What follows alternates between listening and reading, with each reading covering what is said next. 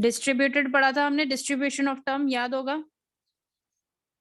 Distribution of ma'am. Term हमने पढ़ा Yes, था, ma'am. है ना। तो अब Yes. मेरे को बताओ कि कौन जो ये जो टर्म है, टर्म किसको बोलते हैं ये बताओ पहले। Subject and Subject and predicate. Subject and predicate को टर्म बोलते हैं, है ना। तो कैसे पता चलता है कि सब्जेक्ट जो है डिस्ट्रीब्यूटेड है या नहीं, और प्रेडिकेट है जो डिस्ट्रीब्यूटेड है या नहीं, कैसे पता चलता है। ये ऑल लगा होगा All तो किसके आगे, distributed. सब्जेक्ट के आगे Subject क्या के लगा आगे. होगा, ऑल लगा all. होगा, तो क्या होगा, डिस्ट्रीब्यूटेड। और अगर सब्जेक्ट के आगे सम लगा होगा तो प्रेडिकेट Undistributed. मैं प्रेडिकेट लिख रही हूँ, सॉरी, अनडिस्ट्रीब्यूटेड होता है, ठीक है। अब प्रेडिकेट के आगे क्या लगा होगा तो डिस्ट्रीब्यूट, और क्या लगा होगा तो अनडिस्ट्रीब्यूट। आर R नॉट लगा होगा तो आर नॉट undistributed. डिस्ट्रीब्यूटेड और आर अनडिस्ट्रीब्यूटेड। आर लगा होगा तो अनडिस्ट्रीब्यूटेड होगा, Undistributed. है ना। Yes, ma'am. और आर नॉट लगा होगा तो क्या होगा, डिस्ट्रीब्यूटेड। Distributed. आगे बात समझ में, Yes, ma'am. ठीक है। अब हमने एक चीज पढ़ी थी कि फिगर क्या होता है, तो बताओ फिगर क्या होता है। Ma'am, middle term. Position of middle term है ना, Middle term decide करता है figure. मैम एक बार term क्या मैम एक बार टर्म बता दो कि टर्म क्या होता है। टर्म मतलब सब्जेक्ट और जो प्रेडिकेट होता है ना, इनको हाँ। टर्म बोला जाता है। सब्जेक्ट मतलब कि ऑल मेन आर गुड, ये वो नया बच्चा है क्या जो बोल रहा है प्रेडिकेट और सब्जेक्ट। नहीं मैम, मेरा कनेक्शन लूज हो गया था तो फिर नहीं कर पाई क्लास। कनेक्शन लूज हो गया था तो कनेक्शन टाइट करो, ठीक है। ये है मेन, मेन को बोलते हैं क्या, सब्जेक्ट, और गुड को बोलते हैं प्रेडिकेट, ठीक है। ये वाले जो पोजीशन होती है उसको सब्जेक्ट बोलते हैं, और ये वाली जो पोजीशन होती है उसको प्रेडिकेट बोलते हैं। तो इन दोनों को बोला जाता है टर्म, सब्जेक्ट और प्रेडिकेट को, ठीक है। अभी आया समझ में। Yes ma'am. तो अब मिडिल टर्म की जो पोजीशन होती है उसको वहां से पता चलता है कि उसका फिगर क्या है, ठीक है। तो कैसे, अगर दो सेंटेंस ये दिए हैं, all birds are flying, some birds are not flying, तो इसमें मिडिल टर्म कौन सा है पहले तो ये बताओ। Birds middle term हो जाएगा. ये बर्ड और ये बर्ड क्या हो गया, मिडिल टर्म हो गया, है ना। अब बताओ फिगर क्या होगा इन दो सेंटेंस का। फ्लाइंग। ओ मैंने सॉरी कॉमन नहीं, दे दिया, major और minor सॉरी term. नहीं, मैंने गलत लिखा है और आप लोगों ने मुझे करेक्ट भी नहीं किया। नहीं मैम, हम तो पढ़ रहे थे, हम समझ नहीं पा रहे थे, बोलना चाह रहे थे मगर बोल नहीं हाँ, पाए। ऑल बर्ड्स आर फ्लाइंग और सम बर्ड्स आर फ्लाइंग, दो कॉमन वर्ड हो गए थे, एक बर्ड भी हो गया, फ्लाइंग भी हो गया, बर्ड भी हो गया, फ्लाइंग हो गया, तो दो मिडिल टर्म थोड़ी होता है, एक ही मिडिल टर्म होता है। ऑल बर्ड्स आर कलरफुल लिख देती हूँ यहाँ पे मैं, और सम बर्ड्स आर फ्लाइंग ऐसे लिख देती हूँ। अब जो एक वर्ड जो दोनों सेंटेंस में कॉमन होता है, एक ही वर्ड होते हैं, और ठीक है, दो वर्ड कॉमन नहीं निकलते, एक ही वर्ड होता है, बर्ड्स दो सेंटेंस में जो कॉमन निकलता है, और उसी को मिडिल टर्म कहा जाता है, ठीक है। और बाकी अगर यहाँ मैंने फ्लाइंग लिख दिया था और यहाँ भी फ्लाइंग लिख दिया था तो ये तो गलत है, ऐसा होता ही नहीं है। अगर ऐसा आपको आ गया तो ये बोल देना कि ऑप्शन आ जाता है कि अनडिटरमाइंड है आंसर, कुछ भी नहीं है, ऐसा एक ऑप्शन भी आता है, तब आपको ये लिख देना है, ठीक है। अगर दो मिडिल टर्म आ गए तो, क्योंकि दो मिडिल टर्म नहीं होते, एक ही मिडिल टर्म होता है। पकड़ पा रहे हो मैं क्या बोल रही हूँ, Yes, दो ma'am. मिडिल टर्म नहीं आएगा, सिर्फ एक ही आएगा, और गलती से दो दे दिए मतलब कि वो आपका देखना चाह रहे हैं कि आपको ये बात पता है या नहीं। तो एक और ऑप्शन आता है कि हम आंसर नहीं निकलेगा करके, ऐसे एक फोर्थ ऑप्शन आता है, तो आपको वो टिक करना है, क्योंकि मिडिल टर्म सिर्फ एक ही निकलता है। तो जो कॉमन वर्ड होते हैं, बोलो मैम इसी को माइनर भी बोलते हैं ना। नहीं, मैं माइनर पे जाऊंगी अभी, पहले मिडिल टर्म पे रहते हैं। मिडिल टर्म किसको बोलते हैं, जो दो सेंटेंस में एक कॉमन शब्द होता है उसको मिडिल टर्म बोलते हैं, ठीक है। हो गया मिडिल टर्म। अब फिगर कैसे निकालते हैं कि मिडिल टर्म की ऊपर वाले सेंटेंस में और नीचे वाले सेंटेंस में क्या पोजीशन है, तो ऊपर वाले सेंटेंस में बर्ड की पोजीशन कौन सी है, Subject. बर्ड की तो सब्जेक्ट, ये एस हो गया, और नीचे वाले में बर्ड की पोजीशन किसमें है, प्रेडिकेट, Subject. प्रेडिकेट में Subject. कहाँ है, नहीं नहीं Subject. नहीं, है। Subject sorry. प्रेडिकेट तो फ्लाइंग है, ये तो सब्जेक्ट है, तो एस एस yes, फिगर बन गया, एस एस क्या बन गया, फिगर बन गया। ठीक है, अब मेजर और माइनर जो बोल रहे थे, मेजर टर्म और माइनर टर्म किसको बोलते हैं, जैसे ये कॉमन और ये कॉमन निकल गया, ठीक है, तो क्या बचा, एक यहाँ ऊपर फ्लाई कलरफुल बचा और नीचे फ्लाइंग बचा, तो मेजर टर्म कौन सा होगा बताओ, कलरफुल। कलरफुल। जो ऊपर वाली लाइन में जो शब्द बच गया है वो होगा मेजर टर्म, और माइनर टर्म क्या होगा बताओ, फ्लाइंग। फ्लाइंग। जो नीचे वाली लाइन में जो वर्ड बच गया है वो होगा माइनर टर्म। अभी आया समझ में? Yes ma'am. मैम एक बार फिर से बता दीजिए। मैम तो ये मतलब अभी डिपेंड करेगा कि जो मिडिल टर्म है वो सब्जेक्ट भी हो सकता है और प्रेडिकेट भी हो सकता है। हाँ, मिडिल टर्म कहीं पे भी हो सकता है। अभी कहीं पे भी होगा। वापस एग्जाम्पल दिखा दूंगी। तो एक बच्चा बोला था वापस समझाओ, मेजर और माइनर वापस समझाना है या फिर मिडिल टर्म वाली बात वापस समझानी है? मैम वापस क्या? मेजर। ठीक है, मेजर और माइनर, ठीक है। ऑल बर्ड्स आर ब्यूटीफुल, ठीक है। चीकू इज अ बर्ड।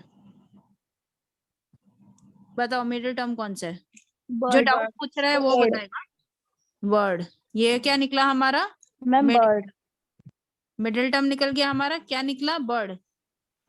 तो अब ये कैंसिल हो गया, खत्म, ठीक है, काम खत्म। अब हमें देखना है मेजर टर्म कौन सा है, मेजर।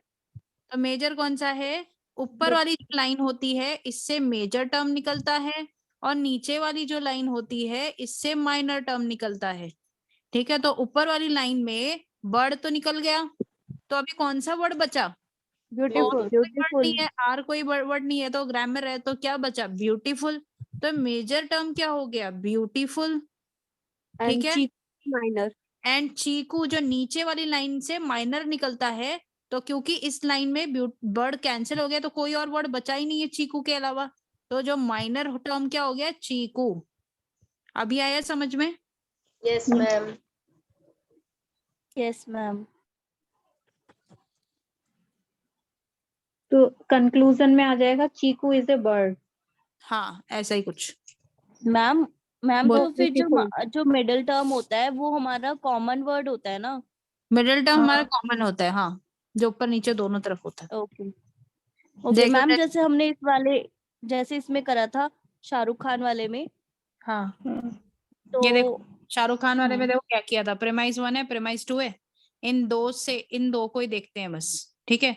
तो इन दो में कॉमन कौन सा वर्ड है बताना, इन दो सेंटेंस में एक्टर और एक्टर है ना, तो ये हमारा क्या निकल गया, एक्टर क्या बन गया हमारा, एक्टर क्या बन गया, मिडिल टर्म। ठीक है। अब ऊपर वाले लाइन में क्या बचा, फर्स्ट वाली लाइन में क्या बचा, सेलिब्रिटी। सेलिब्रिटी। तो सेलिब्रिटी मेजर टर्म है या माइनर टर्म है, मेजर है, क्यों, क्योंकि वो ऊपर वाली लाइन से निकाला है तो मेजर हो गया, और नीचे वाली लाइन में क्या बचा, शाहरुख। SRK minor. तो एसआर के हमारा हो गया माइनर टर्म, ठीक है।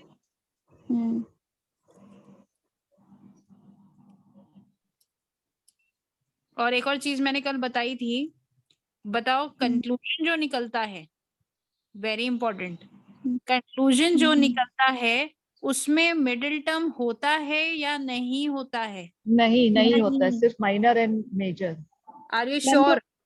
हाँ यस मैम, और चीकू इज ब्यूटीफुल ऐसे आएगा, नॉट बर्ड। हाँ, तो मिडिल टर्म कंक्लूजन में कभी नहीं आता, मिडिल टर्म कैंसिल हो जाता है, ठीक है। एक वर्ड दूसरी वर्ड के साथ मिलकर कैंसिल हो जाती है, और कंक्लूजन नीचे कभी भी मिडिल टर्म वाला नहीं आता। जैसे कि all actor are celebrities, Shahrukh is an actor, तो एक्टर एक्टर मिडिल टर्म है, तो आप क्या कंक्लूजन में देख रहे हो, एक्टर नहीं देख रहे, तो in conclusion middle term never exist, ये याद रखना।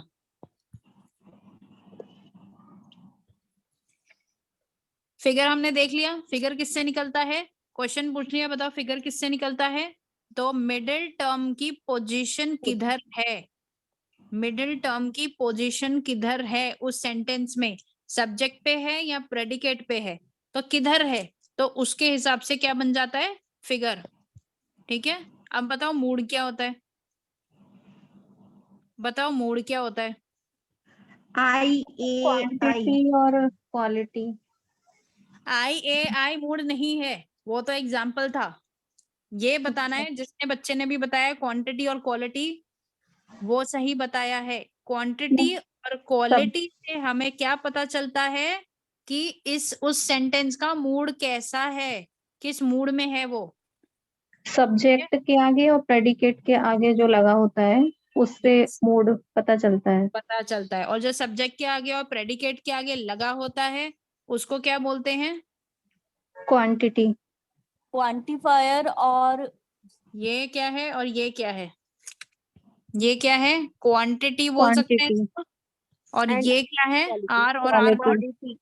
क्वालिटी। तो क्वांटिटी और क्वालिटी की मदद से ही पता चलता है कि ये सेंटेंस कौन सा वाला है। ए है, आई है, ई है या ओ है।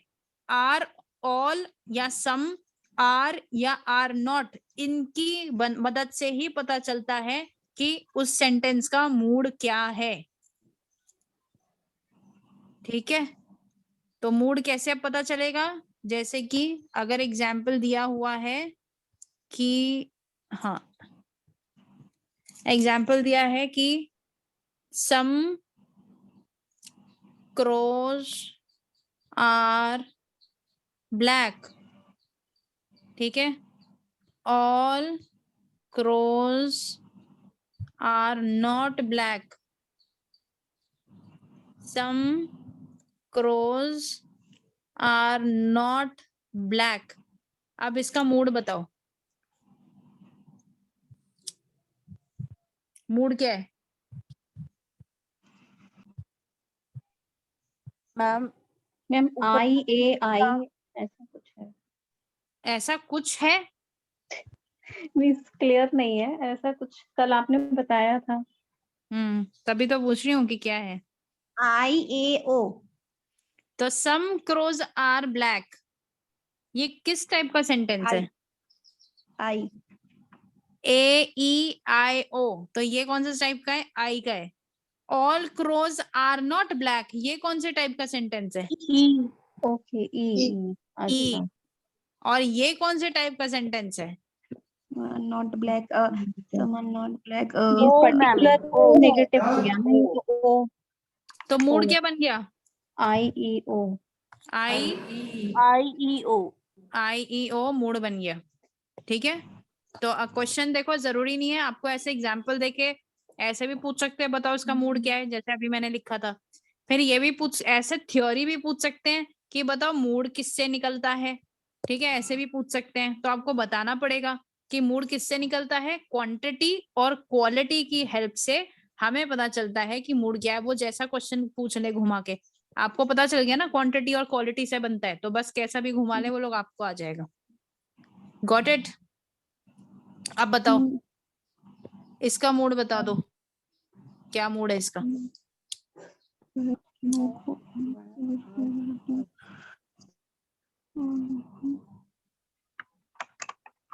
तो दूसरा वाला तो A हो गया और तीसरा वाला O हो गया। Ma'am AAO।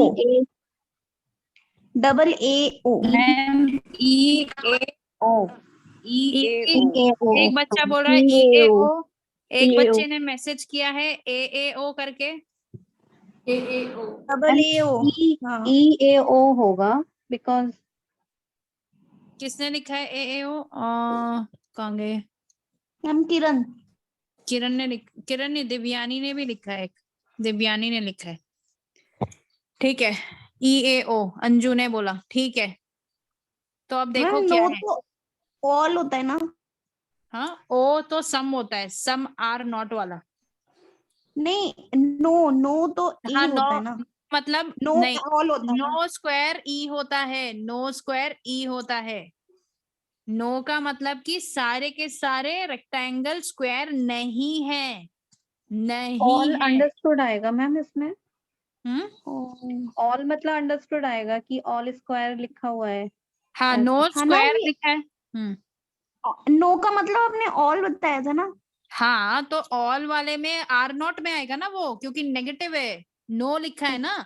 तो देखो ऑल वाला ही है ये, जैसे कि all square are not rectangle वाले को ऐसे भी लिखा जा सकता है, नो स्क्वायर्स, मतलब कोई भी स्क्वायर रेक्टेंगल नहीं है। तो इसका मतलब क्या है? इसका भी तो यही मतलब है ना कि कोई भी स्क्वायर रेक्टेंगल नहीं है। तो याद रखना इस वाले सेंटेंस को, ये कौन से टाइप का सेंटेंस है? ये ई टाइप का सेंटेंस है। को ये लोग ऐसे भी लिख देते हैं कि नो स्क्वायर, कोई भी स्क्वायर रेक्टेंगल नहीं है। तो इसका भी तो वही मतलब है कि कोई भी जो ऑल स्क्वायर है, जो सारे के सारे स्क्वायर हैं, वो रेक्टेंगल नहीं है। बात तो सेम ही हो गई ना? आ रहा है क्या समझ में? Yes ma'am. मैम ए वाला तो एफर्मेटिव था ना, ऑल हाँ और हाँ, ए वाला एफर्मेटिव है, मतलब कि पॉजिटिव है, और जो ई वाला है वो यूनिवर्सल नेगेटिव है। तो नेगेटिव हो गया ना ये, नो आ गया तो क्या आ गया? नेगेटिव हो गया ना। आगे आ रही है क्या बात समझ में? हाँ मैम, एक बार फिर से AEIO बोल देंगे क्या, शॉर्ट में ही सिर्फ? हाँ बताती हूँ मैं। देखो ए जो होता है ऑल स्क्वायर आर रेक्टेंगल, ये ए हो गया। ई वाला हो गया all square are not rectangle. Otherwise ऐसे भी लिख सकते हैं, नो स्क्वायर आर रेक्टेंगल, इसको ऐसे भी लिख सकते हैं। आई होता है सम स्क्वायर आर रेक्टेंगल, और ओ होता है सम, यहां लिखती हूँ, अरे ये क्या हुआ, हाँ, ओ होता है सम स्क्वायर आर नॉट रेक्टेंगल। ये 4 हो गए। ये कौन सा था? ये ओ वाला था। समझ में आया? Yes ma'am. ठीक है। Yes ma'am. अब इसका मूड क्या बना देखा?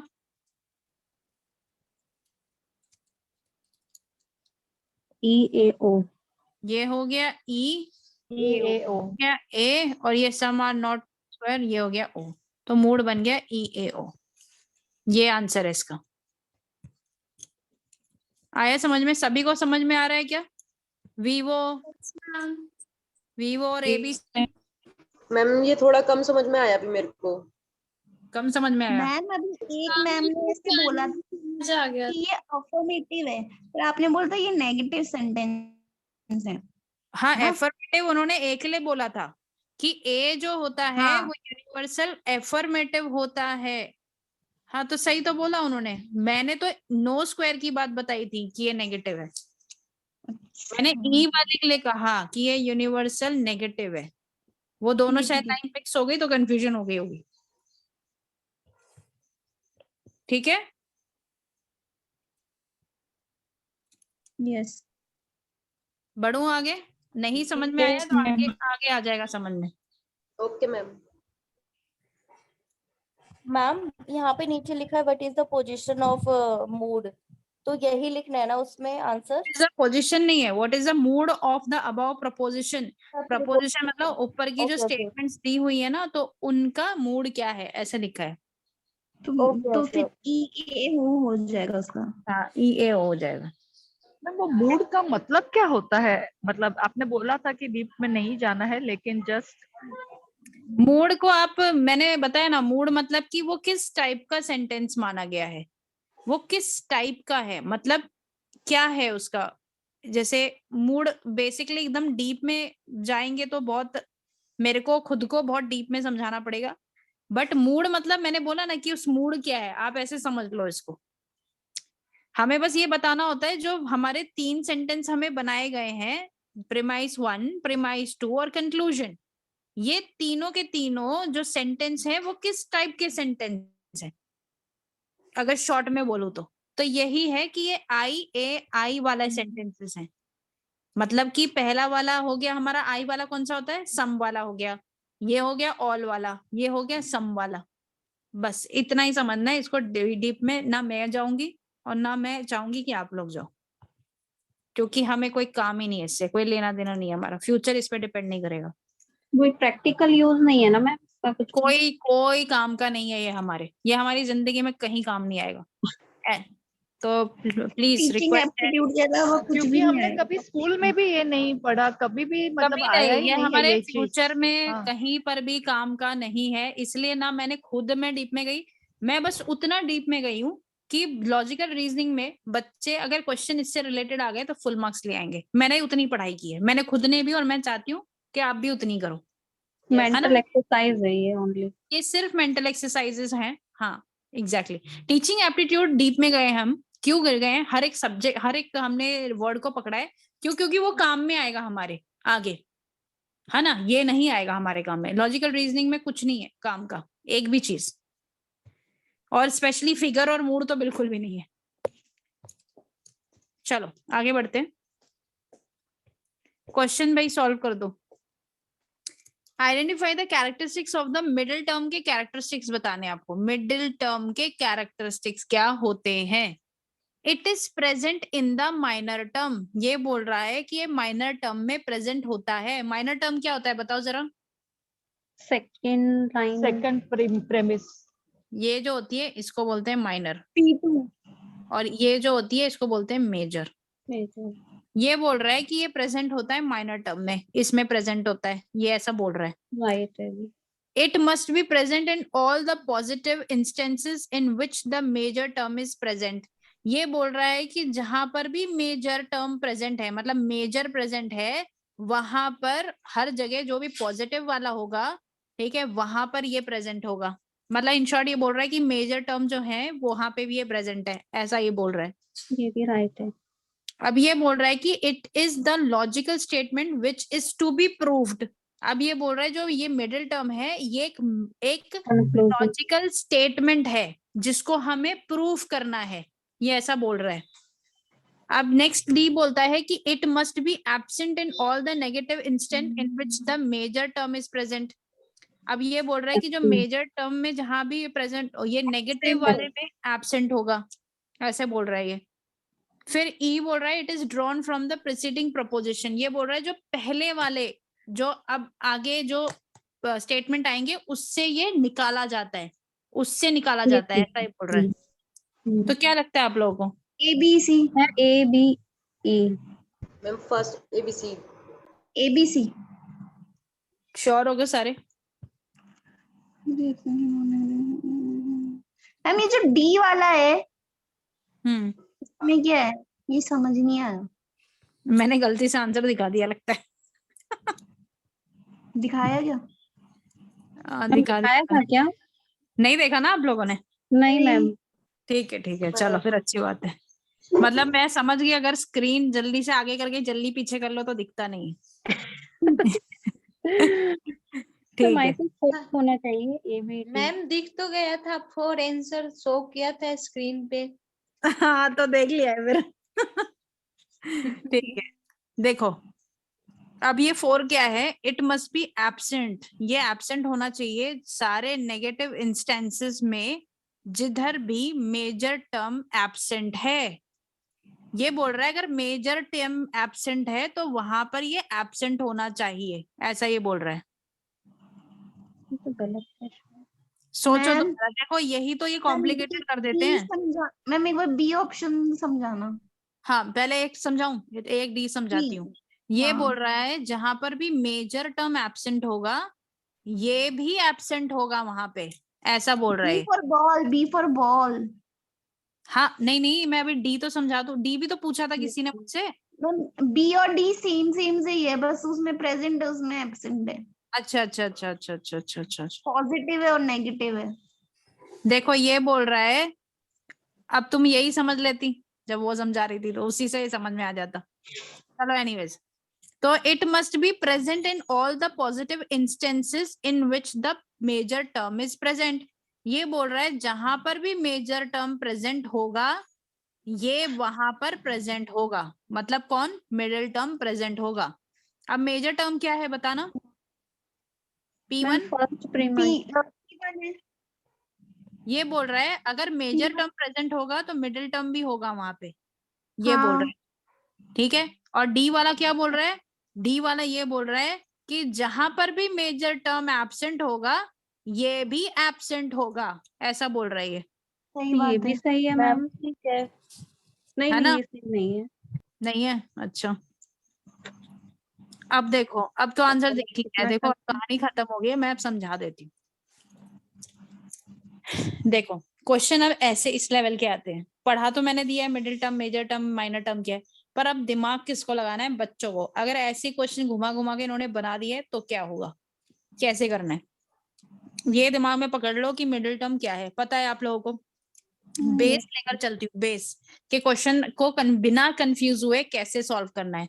मिडिल टर्म क्या है, पहले तो आप लोगों को ये पता है, ठीक है। मिडिल टर्म क्या होता है, P1 में, हाँ, कॉमन जो वर्ड होता है। सुनो सुनो सुनो P1 और P2।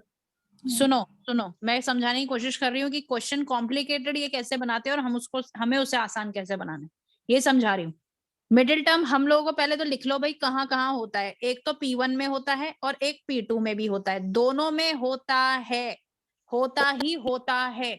अगर ये दोनों में नहीं होगा, एक में एब्सेंट हो गया और एक में है, तो वो मिडिल टर्म कहलाया ही नहीं जाएगा। तो दोनों में मिडिल टर्म होता ही होता है, ये तो सबको पता है। Yes ma'am. P1 क्या है हमें ये पता है, ये मेजर टर्म है। P2 हमें पता है ये माइनर टर्म है, ये भी हम जानते हैं।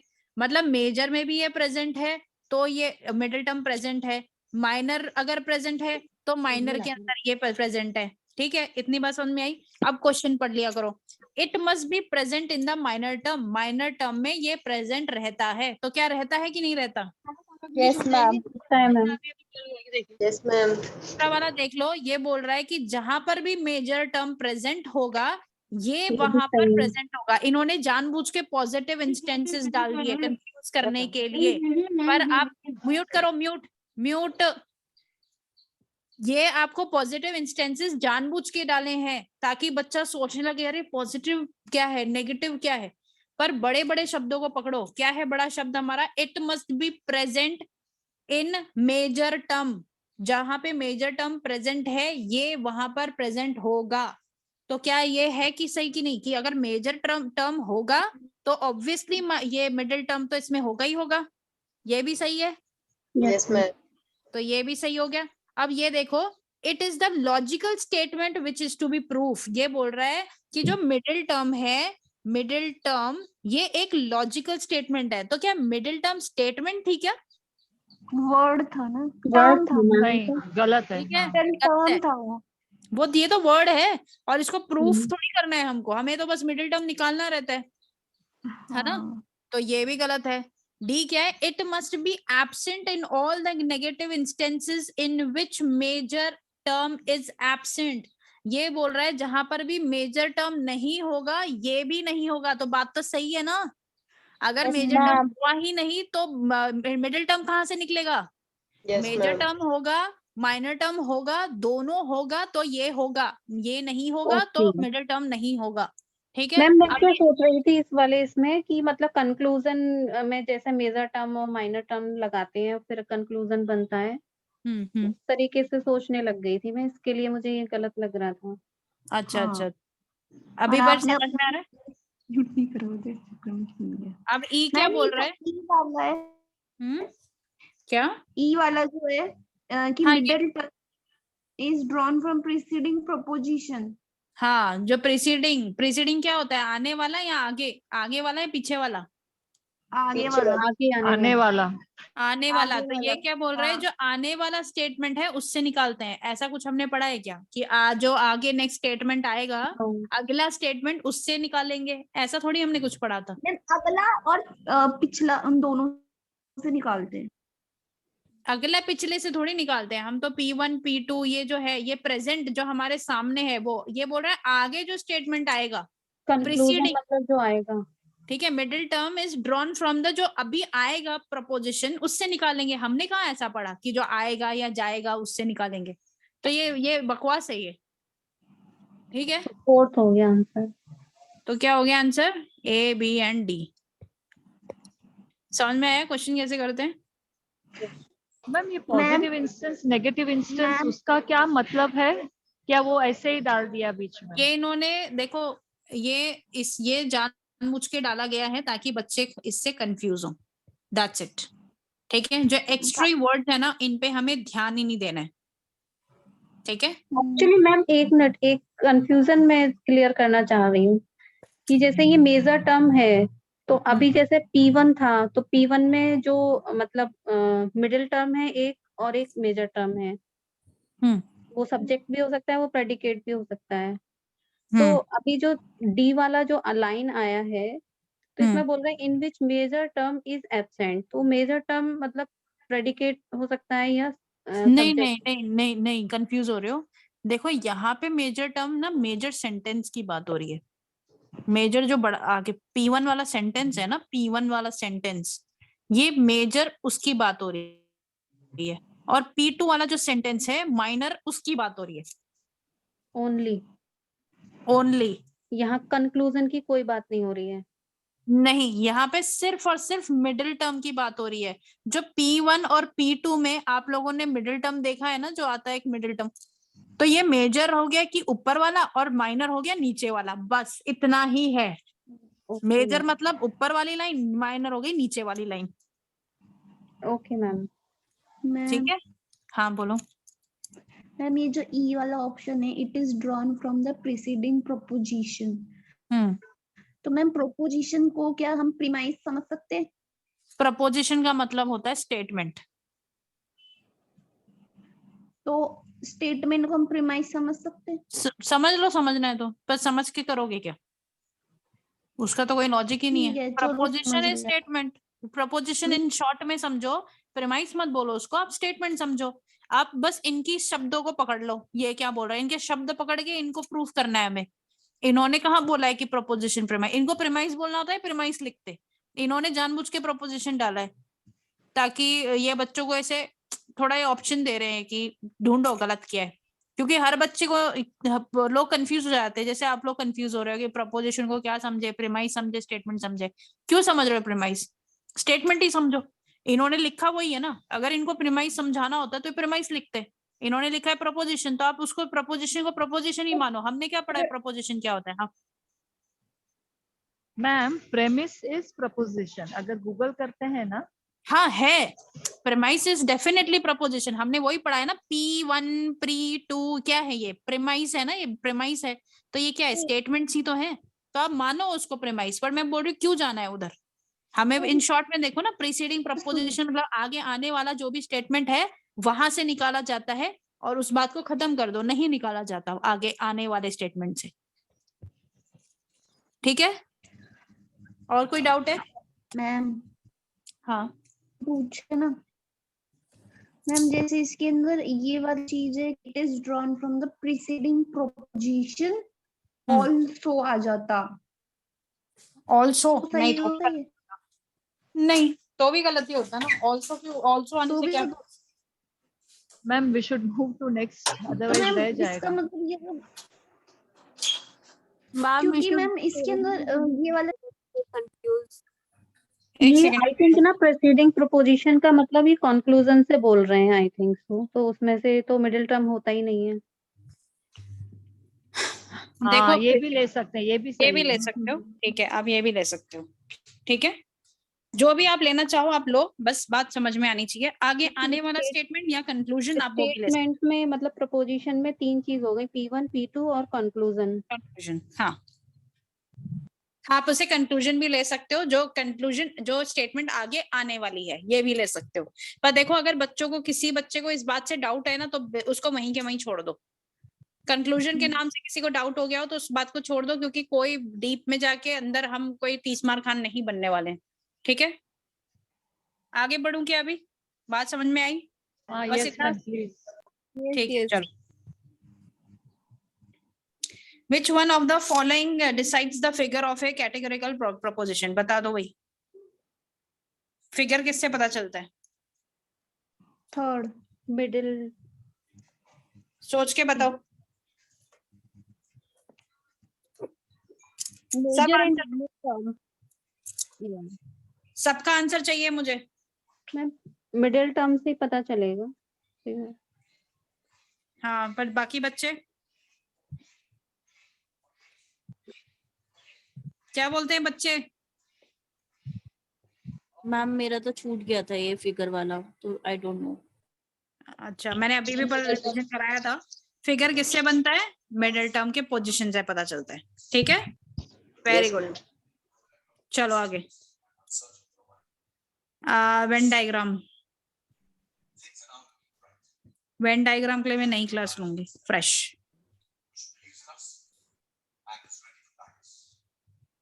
चलो नई चीज शुरू करते हैं।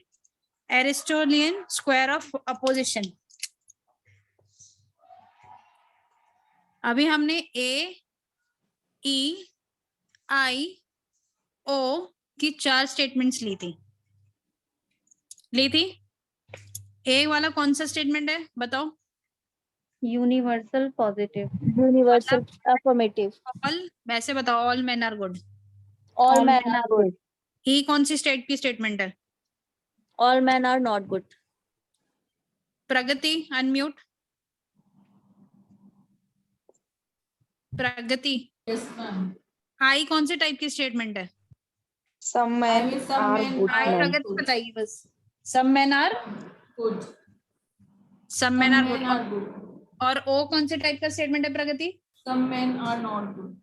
सब मेन आर नॉट गुड। ठीक है, अभी जब मैं पर्सनली पूछती हूँ तो मुझे समझ में आता है बच्चों, कितने बच्चों को आता है। ठीक है, चलो अब ये टेबल क्या है ये बताती हूँ। ठीक है, तो ये है ए, इसको ध्यान से सुनना, इसी से क्वेश्चंस आते हैं। ए, ई, आई और ओ, ये हमारे 4 टाइप की स्टेटमेंट्स थी।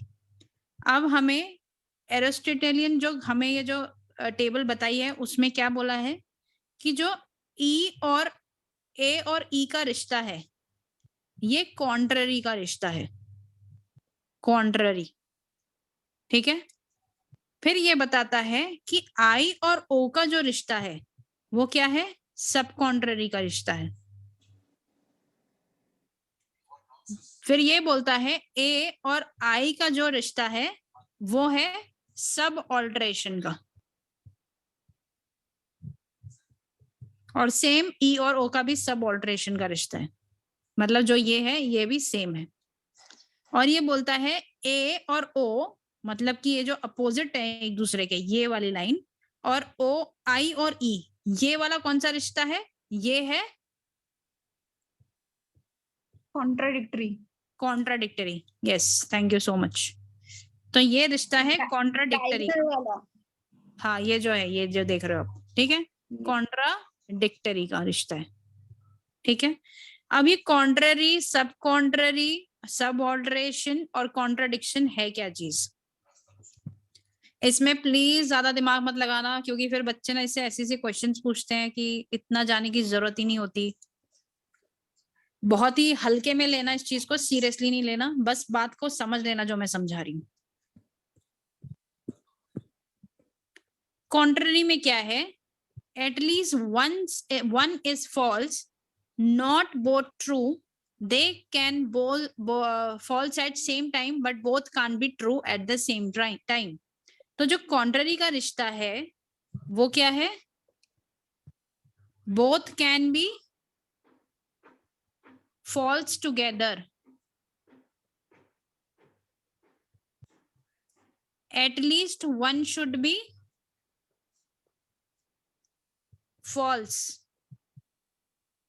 ठीक है, यही था ना कॉन्ट्ररी का? At least one is false, at least एक तो फॉल्स होना ही चाहिए दोनों में। They can false at same time but both can be true at the same time, but दोनों एक साथ कभी ट्रू नहीं हो सकते। ट्रू दोनों एक साथ कभी नहीं हो सकते। ठीक है, अब ये क्या बोल रहा है? हमारा ए और कौन सा वाला रिश्ते की बात हो रहा है? ए की और ई की, इन दोनों की बात हो रही है। इन दोनों के बीच में कॉन्ट्ररी का रिश्ता है। तो अब ए का जो स्टेटमेंट है वो क्या है? All men are good. और ई वाला जो स्टेटमेंट है वो कौन सा है? All men are not good. तो कॉन्ट्ररी में ये बोला जाता है कि दोनों, they both can be false together, एक टाइम पे ये दोनों गलत हो सकते हैं।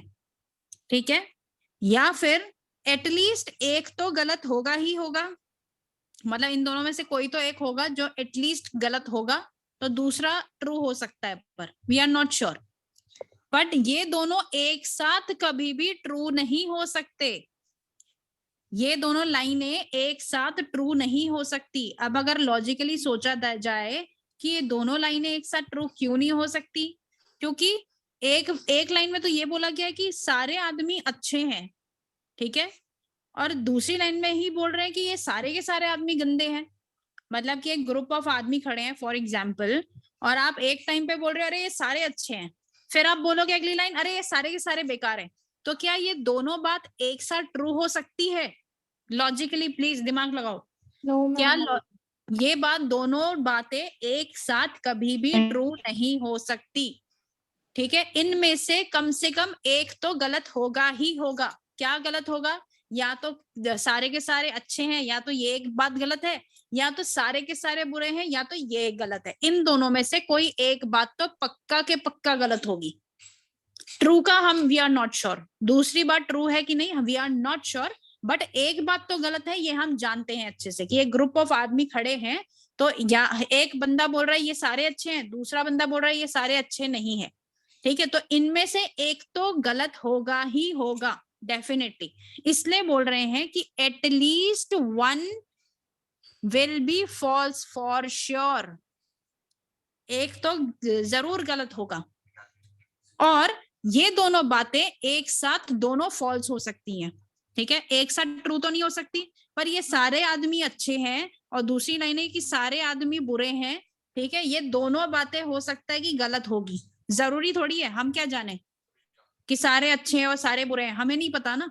तो दोनों एक साथ, दोनों ये लाइनें एक साथ फॉल्स हो सकती हैं, ये एक पॉइंट हो गया।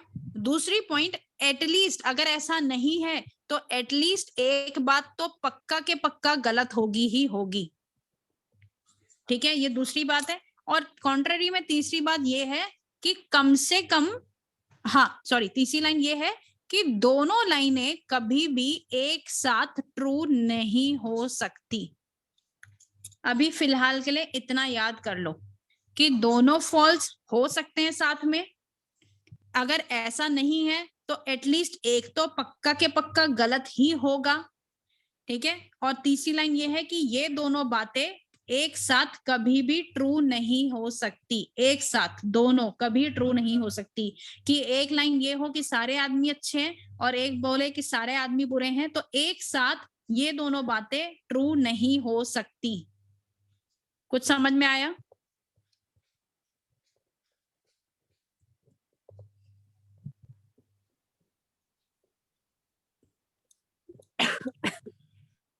तो ये वाला जो टेबल है जिसमें ए और ई के रिश्ते को कॉन्ट्ररी बताया गया है, तो कॉन्ट्ररी वाले में ये है कि both can be false together, ठीक है। दूसरा point, at least one should be false, at least एक तो गलत होगा ही होगा। और तीसरा पॉइंट है कि दोनों एक साथ कभी भी ट्रू नहीं हो सकते। इतनी बात समझ में आई क्या? Yes ma'am. ठीक है, आगे बढ़ती हूँ। नहीं समझ में आया लोड नहीं लेना, ये अब रिपीट होती रहेगी बातें, तो आज समझ में नहीं आया तो कल आ जाएगा। नेक्स्ट, ए और ई का तो हम कॉन्ट्ररी वाला रिश्ता समझ गए। अब सब कॉन्ट्ररी क्या है, किसके बीच में? ये आई और ओ वाले स्टेटमेंट के बीच में। तो सब कॉन्ट्ररी में एग्जैक्टली इसका उल्टा है। क्या है? सब कॉन्ट्ररी में आई और ओ का जो स्टेटमेंट होता है वो कौन सा वाला होता है? आई का स्टेटमेंट होता है सम मेन आर गुड, कुछ आदमी अच्छे हैं। और ओ स्टेटमेंट होता है some men are not good, ठीक है, कि कुछ आदमी अच्छे हैं और कुछ आदमी अच्छे नहीं है। तो ध्यान से सुनो, पहला statement, they both can be true together, ये दोनों बातें एक साथ सही हो सकती हैं। कैसे? जैसे कि कुछ लोग खड़े हैं, ठीक है, समझो कि ये आदमी खड़े हैं कुछ 10। पहली लाइन ये बोल रहा है कि कुछ आदमी अच्छे हैं, हो सकता है इनमें से कुछ आदमी होंगे जो अच्छे होंगे, ठीक है, तो ये तो सही हो गया, हो सकता है ना। हम इसमें हमेशा हो सकता से बात करते हैं। Some men are not good, और हो सकता है ये जो कुछ बचे हैं ये अच्छे नहीं है। तो क्या ये दोनों बातें एक साथ सही हो सकती हैं? Yes ma'am. ठीक है, तो ये दोनों एक साथ ट्रू हो सकते हैं ना ये। तो दे both can be true together, but they both, हाँ, और दूसरी लाइन है एटलीस्ट एक को तो ट्रू होना ही होना पड़ेगा। जैसे इसमें क्या था, एक को तो फॉल्स होना ही होना पड़ेगा, है ना, इसमें से एटलीस्ट एक को तो ट्रू होना ही होना पड़ेगा। ठीक है, और तीसरी लाइन ये होती है इसमें कि they both can't be false together, ये एक साथ दोनों फॉल्स नहीं हो सकते। ये दोनों बातें एक साथ दोनों की दोनों गलत नहीं हो सकती, इनमें से एक तो सही होगी ही होगी। ठीक है, ऐसा नहीं हो सकता कि ये भी गलत है और ये भी गलत है, ऐसा एक साथ नहीं हो सकता, बट ये एक साथ ट्रू हो सकता है। ठीक है, ये दोनों बातें एक साथ ट्रू हो सकती हैं, पर ये बातें एक साथ फॉल्स नहीं हो सकती।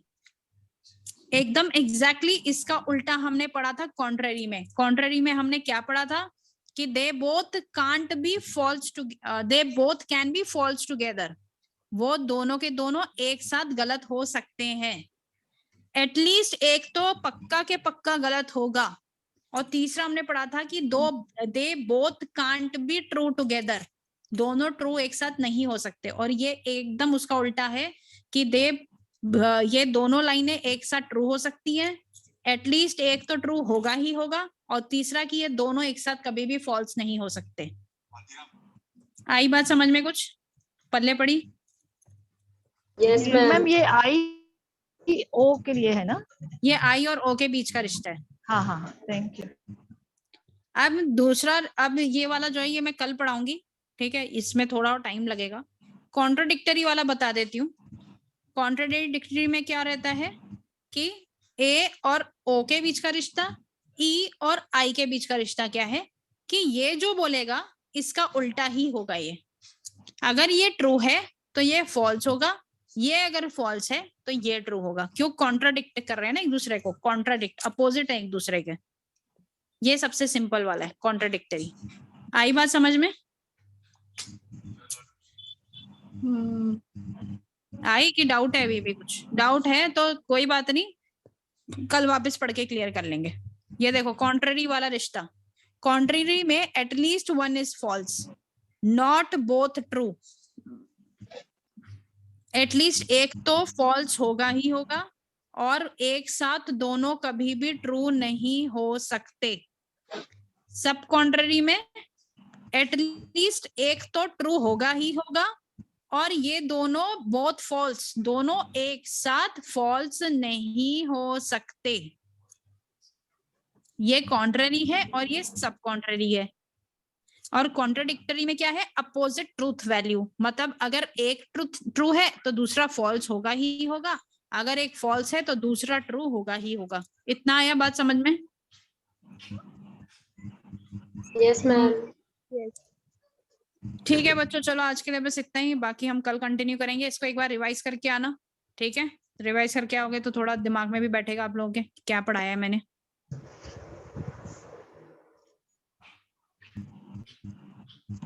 Thank you ma'am. Thank you so much. Thank you ma'am. Welcome. Topic समझ में आ रहा है क्या कुछ? Yes ma'am. Yes ma'am. ठीक है, thank you ma'am. Okay, welcome बच्चों, चलो।